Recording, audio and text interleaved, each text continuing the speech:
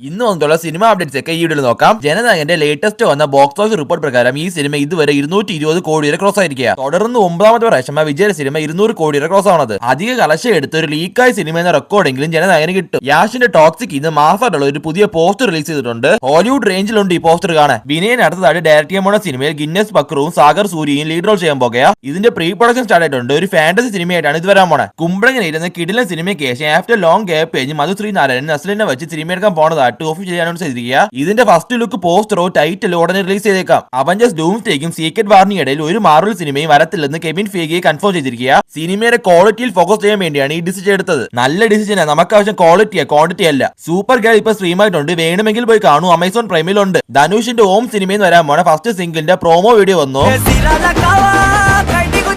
അലാക്ക ലൂവ എന്നാണ് സോങ്ങിന്റെ പേര്. ഇതിന്റെ ഫുൾ വീഡിയോ നാളെ വരും. ദുൽഖറും പൂജ ഹൈജും ചെയ്യുന്ന അഭിനയിക്കാണ് ശ്രീശ്രീ സിനിമയുടെ ഫസ്റ്റ് സിംഗിൾ റിലീസ് ചെയ്ത് ബൊമ്മ ബൊമ്മ എന്നാണ് സോങ്ങിന്റെ പേര്. ഇതിന്റെ മ്യൂസിക് ഇടിക്കുന്നത് ജി വി പ്രകാശ്. ബിഷാന്റെ മകുടം സിനിമയിൽ നിന്ന് പുതിയൊരു സോങ് റിലീസ് ചെയ്ത്